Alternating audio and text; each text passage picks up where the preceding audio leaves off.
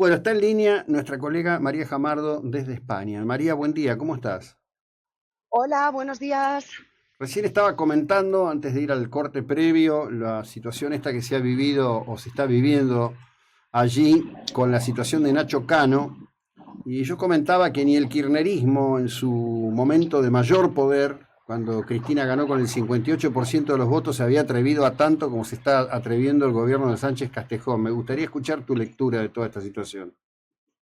Bueno, pues mira, lo que te puedo contar es que efectivamente causó mucha sorpresa y está causando mucha estupefacción entre los ciudadanos todas las noticias que se van generando en las últimas semanas en relación con información de tribunales. Como sabéis, yo cubro la parte de Ujú. tribunales, la parte jurídica para el periódico El Debate, y en los últimos meses se han sucedido varias noticias de impacto, entre ellas, por ejemplo, como anunció el presidente Milei, la imputación de la mujer de Pedro Sánchez por un doble presunto delito Ujú. de corrupción en los negocios y de tráfico de influencias. Ese fue el detonante en el que yo creo que se apoya todo lo que viene después como reacción para tener un relato político con el que combatir la corrupción propia. Es decir, en lugar de dar explicaciones, de salir al minuto uno para decir todo esto que se está contando es falso, podemos acreditar que todo fue regular, aquí están las pruebas, aquí están los documentos con total transparencia, que es lo que se pide a un gobierno que además pues se califica de socialista y que por lo tanto debería querer la igualdad de todos los ciudadanos y que debería buscar el progreso y el bienestar en lugar de beneficiar a los suyos o de presuntamente trabajar para hacerlo. Y a raíz de ahí, todas las causas judicializadas, en este caso con el novio de la presidenta de la Comunidad de Madrid, que es directamente la adversaria que mira de tú a tú al presidente del gobierno, Isabel Mm. Díaz Ayuso, cuya pareja está siendo investigada temas fiscales para ver qué le encontraban y teniendo un procedimiento abierto él mismo contra la Fiscalía General del Estado porque filtró datos personales exactamente para combatir en prensa un relato que no le favorecía a la Fiscalía ni tampoco a quienes están al cargo de los asuntos políticos desde el Ministerio de Justicia, se ha vuelto todo en una especie o envuelto en una especie de guerra cruzada, de fuego cruzado, para ver cómo se puede desmontar con nuevas actuaciones lo que ya está sobre la mesa y cómo se puede desviar la atención, que es lo que ayer denunciaba Nacho Cano en la rueda de prensa que dio para explicar, tan solo unas horas después de haber sido detenido durante 10 minutos, es decir, querían esa detención en sede policial, aunque él fue citado para contestar a una serie de preguntas y para aclarar su visión o su versión sobre lo que había denunciado una de las chicas, de las becarias que tiene en prácticas no laborales, con un convenio con Casa de México, con la Embajada y el Consulado, todo perfectamente en regla, han asegurado sus abogados, y por lo tanto, 3 horas después de esa detención en la que se le hizo ficha policial para poder dar el titular, él comparecía para dar explicaciones. La diferencia entre unos casos y otros, aunque en el fondo no haya nada común, es esta. Y Nacho Cano denuncia que hace un tiempo que viene siendo objeto de una investigación que trata de localizar cualquier irregularidad posible, tanto en lo fiscal, en lo patrimonial, en la contratación de los trabajadores, en los temas de seguridad social, en todo lo que tenga que ver con sus obligaciones para con el Estado español, a ver si le pillaban en algo extraño. Así están las cosas en este momento. Quienes se salen del marco de lo políticamente correcto o de lo que considera el gobierno en este momento en el poder, que es lo correcto, pues efectivamente hay varios casos ya que han denunciado que hay consecuencias. La pareja de la presidenta de Madrid, como digo, el empresario madrileño Alberto González Amador, y ahora el empresario Nacho Cano. Antes fue el padre de la presidenta, antes fue el hermano. Es evidente que es molesta políticamente como adversaria y que por eso quizás haya ciertos movimientos que no se entienden muy bien. Bueno, de hecho creo, por la lectura que puedo hacer desde aquí, que para Pedro Sánchez Castejón y su gobierno el adversario es Díaz Ayuso, no Feijóo precisamente. Exactamente, la presidenta madrileña sigue un criterio muy personal que ha llevado al Partido Popular de Madrid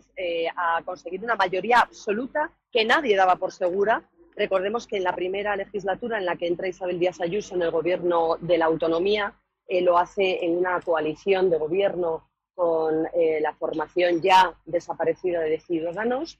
A mitad de legislatura, por desavenencias irreconciliables con sus socios de legislatura, decide romper ese pacto y, por lo tanto, convocar elecciones para los 2 siguientes años, es decir, para el periodo que continuaba. Y en ese momento, aunque todo el mundo consideraba que no le iba a salir bien la jugada y que además iba a necesitar del apoyo de Vox para gobernar, consiguió una mayoría absoluta aplastante que 2 años después reeditó y que vuelve a tener ahora mismo gobernando en solitario la Comunidad de Madrid, y yo creo que con unos éxitos políticos y con una percepción por parte de los ciudadanos muy positiva de la gestión que se está llevando a cabo, de manera que, bueno, evidentemente es una piedra en el zapato que pone a Pedro Sánchez frente al espejo, que denuncia por ejemplo, que en contra de la apuesta por subir los impuestos o por censurar a la prensa o por intervenir en la mayor cantidad de asuntos y de materias posibles que hace Pedro Sánchez desde el Ejecutivo Central, pues Isabel Díaz Ayuso apuesta por todo lo contrario. No les ha gustado, por ejemplo, entre otras cosas, que se premiase con una medalla al presidente argentino Milei.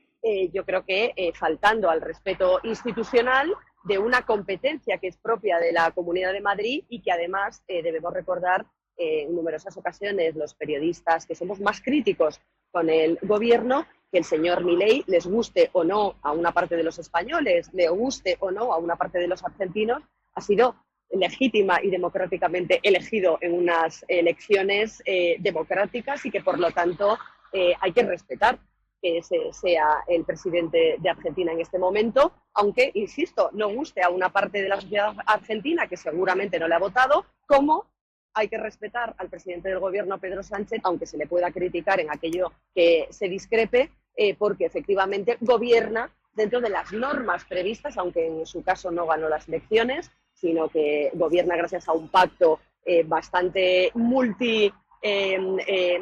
multi-formación política. Pero así son las cosas y la democracia establece que quien obtiene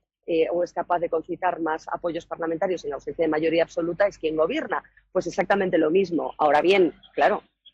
hay que respetar también las críticas. Sí, bueno, lo que ocurre es que yo diría que hace 2 años, cuando se produjo ese hecho malhadado de unas chiquitas argentinas que eran de acá, de nuestra ciudad de Mar del Plata, se arrojaron desde un balcón en un pueblo de Cataluña, conversando con una escritora catalana que está en oposición a los movimientos independentistas catalanes, le hice una pregunta, le digo, bueno, ¿y por qué ustedes decidieron hablar ahora? Dice, hemos perdido el temor a que nos llamen fachas, ¿no? Esto es creo que la izquierda más reciente, ¿no? Yo creo honestamente que hay mucha gente que se considera de ideología socialista, que cree firmemente en que la izquierda es la solución a los problemas y el enfoque de la izquierda es la solución a los problemas económicos o a los problemas sociales o a un planteamiento de país que, sin embargo, no se siente cómoda con el sanchismo. El sanchismo ha perdido la esencia del Partido Socialista en España y hay muchos socialistas tradicionales que son tan o más críticos de lo que podemos ser aquellos que no comulgamos con esa ideología política y que tendemos a posiciones en algunos casos más conservadoras, en mi caso más liberales, más aperturistas, más tolerantes, porque creo que es donde radica el progreso real. Efectivamente, ha habido muchos años en este país en los que las formaciones que estaban encuadradas en el marco, en el espectro electoral de la derecha, han tenido miedo. Efectivamente, intelectuales, artistas, periodistas incluso, que nos autocensurábamos en cierto modo para no molestar o para no ser demasiado reaccionarios, pero es que este momento lo requiere. Yo creo que en este momento hay que dar la batalla, hay que dar la cara, y contra quienes no tienen ningún pudor ni límites, evidentemente hay que luchar con las mismas armas, que es la firmeza de las convicciones. Y bueno, si nos van a llamar igualmente fachas, por lo menos que nos lo llamen con motivo. Por supuesto que sí. Un abrazo a la distancia, María. Gracias por la dedicación y el Un tiempo que nos abrazo. dedicas, ¿eh? Muy amable. Gracias, un Bueno, abrazo. chao, chao. Bueno, María Jamardo, periodista, cubre justamente toda la información que tiene que ver con lo judicial en el medio, el debate que